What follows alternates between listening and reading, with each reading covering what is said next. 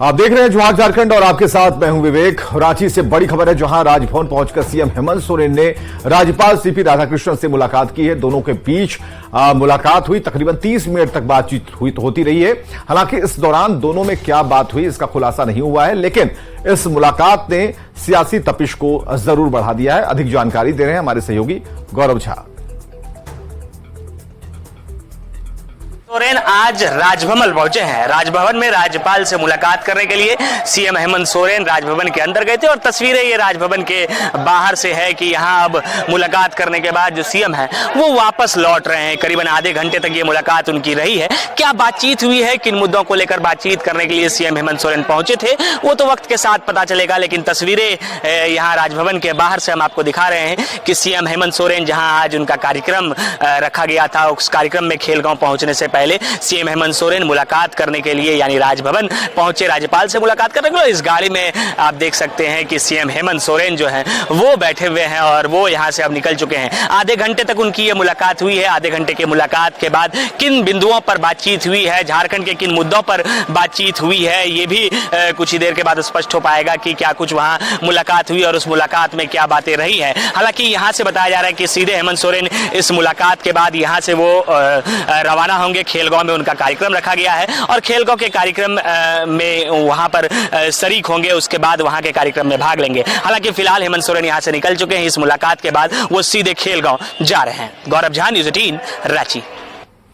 झारखंड के मुख्यमंत्री हेमंत सोरेन ने 222 खिलाड़ी और 52 कोच को कैश अवार्ड देकर सम्मानित किया है। रांची के हरिवंश टाना भगत इंडोर स्टेडियम में मुख्यमंत्री ने प्रतिभावान खिलाड़ियों की हौसला अफजाई की और साथ ही उनसे झारखंड और देश का नाम रोशन करने की अपील की। गोल्ड मेडल इनके द्वारा हासिल किया माननीय मुख्यमंत्री जी के द्वारा किया जा रहा है। साथ में माननीय मंत्री महोदय एवं विशिष्ट अतिथिगण से निवेदन होगा, दीप प्रज्वलन में आपकी कॉमनवेल्थ गेम्स 2000 प्राप्त किया गया है। इसके लिए ये फुटबॉल टीम कानू खेल क्लब की योजना प्रारंभ की है, जहां हम लोग प्रतिवर्ष 25,000 रुपए अनुदान राशि भी हम उपलब्ध कराएंगे। उन बच्चों को खेल के प्रति प्रेरित करने के उद्देश्य से सहाय योजना हम लेके आए थे। विशेषकर हमारे राज्य के अंदर जो नक्सल गतिविधियां होती हैं, जहां नौजवान को गुमराह करके मुख्य धारा से हटाने का प्रयास होता है, उसके लिए हमने शुरू किया था। और बड़ी खुशी की बात है, लगभग 75,000 से अधिक बच्चों ने इसमें हिस्सा लिया और आने वाला समय में इस सहाय योजना को जो 5 जिले में था उसको बढ़ाकर 7 जिले करने की हमारी तैयारी है। फिर धीरे धीरे इसे पूरे राज्य के अंदर कैसे हम बढ़ाएं, उसकी भी हमारी चिंताएं चल रही हैं। बोकारो के जेएमएम दफ्तर में हुई पार्टी कार्य समिति की मीटिंग में लोकसभा और विधानसभा चुनाव की तैयारी पर चर्चा हुई। ज्यादा से ज्यादा लोगों को पार्टी से जोड़ने का फैसला लिया गया और इस मौके पर जेएमएम प्रवक्ता योगेंद्र प्रसाद ने पार्टी कार्यकर्ताओं से राज्य सरकार की नीतियों को जन जन तक पहुंचाने की अपील की।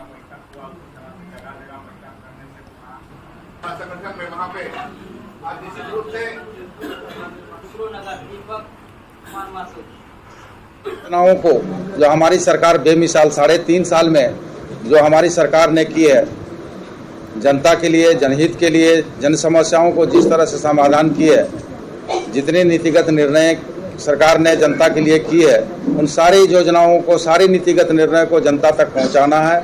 अगर धरातल पर नहीं उतरा है तो उसको उतारना है, लोगों के बीच में अगर नहीं पहुंच पाया तो उसको पहुंचाना है, लोगों को जानकारी देना है। और प्रखंड मुख्यालय, अंचल मुख्यालय, किसी भी मुख्यालय में, कार्यालय में अगर कोई जनता को परेशानी होता है तो उसकी समस्या को दूर करवाना है।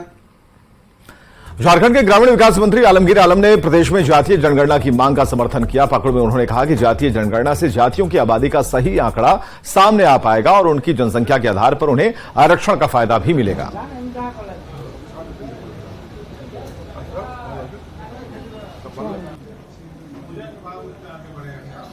चाहते हैं कि झारखंड में भी जातीय जनगणना हो। आज ये लोग जो है जागरूक है, इस देश के सभी नागरिक हैं और सब अपना अपना हक की बात करते हैं। जातीय जनगणना सिर्फ खाली जाति पर नहीं, आर्थिक शैक्षणिक योग्यता उस पर भी होनी चाहिए। तो हमारी कांग्रेस पार्टी का जो स्टैंड है कि हम जातीय जनगणना कराएंगे, साथ में उसका जो उसके पास शैक्षणिक योग्यता उन कम्युनिटी के पास क्या है, वो नौकरी में कितने लोग हैं, उनके रोजगार क्या है, आर्थिक स्थिति कैसा है, ताकि हम सबको बराबर लाने की कोशिश करें।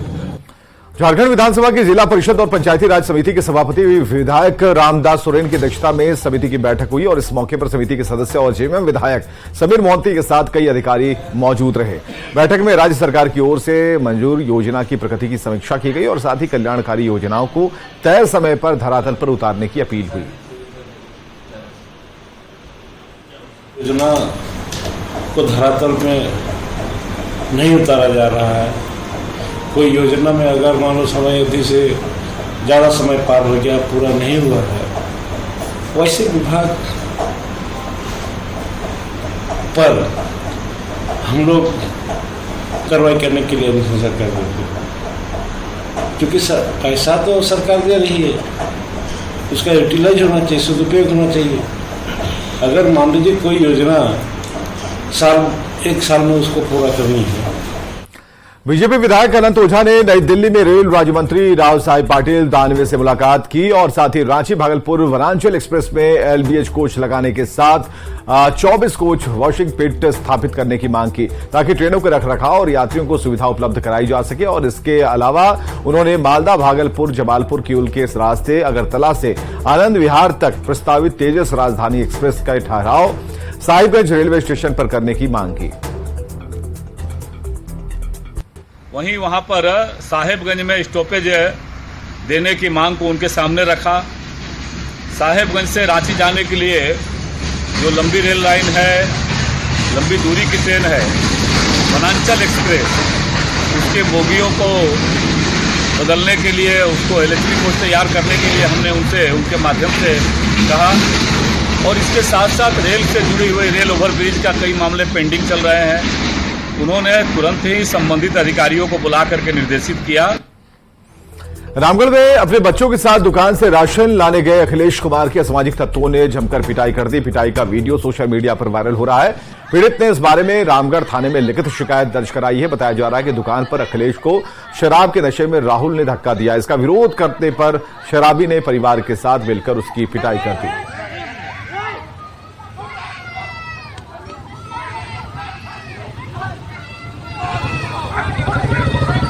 प्रशासन गाड़ी भेजिए फटाफट,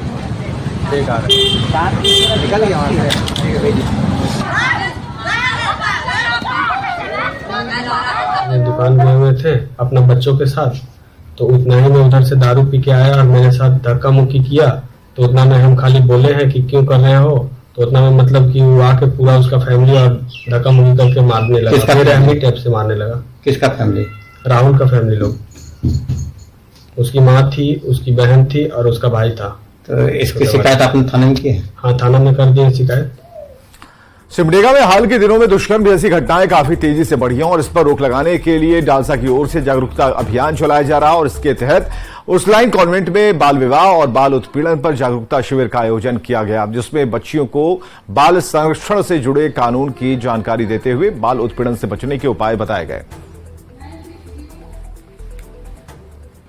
ये बच्चों को पोक्सो एक्ट के बारे में हमको सब्जेक्ट दिया गया था डीएलएसए की तरफ से। तो पोक्सो क्या है ये बच्चों को जानकारी दिए। आज का डेट में जो बच्चों के साथ में जो शोषण हो रहा है, बलात्कार हो रहा है, कितने उम्र से छोटी बच्चियों के साथ में हो रहा है, उस चीज़ की जानकारी इनको दिया गया। आज हमारे समाज में जितने भी महिलाओं से संबंधित घटनाएं हो रही हैं, जैसे छेड़छाड़, बलात्कार, इन सारी बातों को अपने जो भी घटनाएं हो रहा है उससे संबंधित घटनाओं को शेयर करते, अनुभव साझा करते उसको जानकारी दिया जा रहा है ताकि वो सुरक्षित रहे, समाज में सुरक्षित रहे।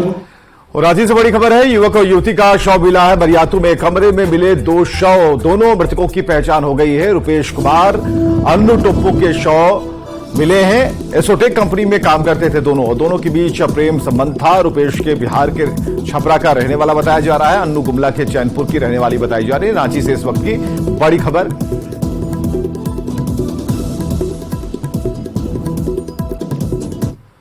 कोडरमा में बाल मजदूरी और बाल विवाह का मामला थमने का नाम नहीं ले रहा। ताजा मामला जिला मुख्यालय के बगल में बन रहे टाउन हॉल का है, जहां निर्माण कार्य में नाबालिग बच्चों से काम करवाया जा रहा था। मौके पर पहुंचे डीपी और चाइल्ड सेवा की टीम ने 4 नाबालिग को रेस्क्यू कर बाल कल्याण समिति में काउंसलिंग के लिए भेजा गया है।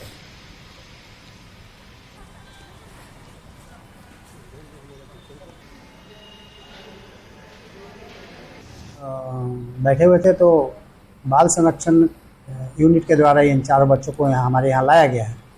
जानकारी जैसी है कि ये नगर पालिका कोडरमा का काम चल रहा है और उसमें इन बच्चों का काम कराया जा रहा था। ये सभी बच्चे अंडर एज हैं और कहीं भी ऐसा काम कराना बच्चों के हित में नहीं है। से बाल मजदूरी का मामला सामने आया। जानकारी मिलने के बाद खुद डीसीपी नरेंद्र सिंह मौके पर पहुंचे और वहां से 4 बाल मजदूरों को आजाद कराया है। अब बता दें कि यह पूरा मामला नगर पंचायत द्वारा बनाए जा रहे टाउन हॉल में देखा गया, जहां संवेदक के द्वारा पिछले कई दिनों से बाल मजदूरों के द्वारा कार्य लेने की बात सामने आ रही थी। हालांकि अब इन बच्चों को रेस्क्यू करने के बाद इनकी काउंसलिंग की जा रही है। वहीं यह भी अंदाजा लगाया जा रहा है कि कार्य करने वाले संवेदक के ऊपर भी कार्रवाई होनी सुनिश्चित है। हालांकि देखना दिलचस्प होगा कि यह कार्रवाई कब तक होती है और इसके जद में कौन कौन आते हैं। रितेश लोहानी, न्यूज़ 18, कोडरमा। सिमडेगा एसपी ने सदर थाने का दौरा किया है, साथ ही आम लोगों से उनकी समस्याएं सुनी। शहरी क्षेत्र में ट्रैफिक जाम और अवैध शराब की बिक्री की शिकायत एसपी से की गई और इस पर एसपी ने कड़ी कार्रवाई करने की बात कही है।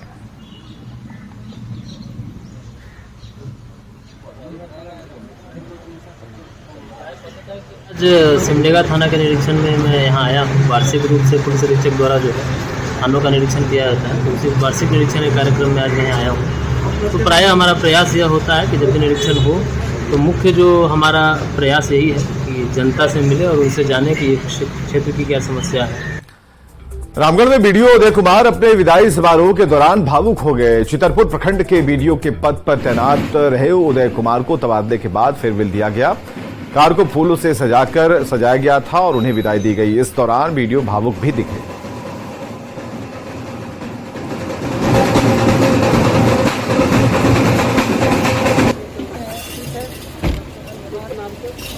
नहीं कहेंगे कि 3 साल यहाँ पूरा हुआ, पता नहीं चला समय कि कब पूरा हुआ कब आए। और जो भी कार्यकाल रहा बहुत ही बढ़िया रहा, सबके सहयोग से हमको काम करने में कहीं कोई दिक्कत नहीं हुई। धनबाद में मेरा माटी मेरा देश कार्यक्रम के तहत बीजेपी ऑफिस में जमा की गई मिट्टी को सौंपा गया है। इस दौरान बीजेपी सांसद पीएन सिंह, बीजेपी प्रदेश कार्य समिति सदस्य रागिनी सिंह, जिला अध्यक्ष चंद्रशेखर सिंह मौजूद रहे। आजादी के अमृत महोत्सव के मौके पर केंद्र सरकार ने नए नवाचार के तहत मेरी माटी मेरा देश कार्यक्रम का आयोजन जिले भर में किया जा रहा है।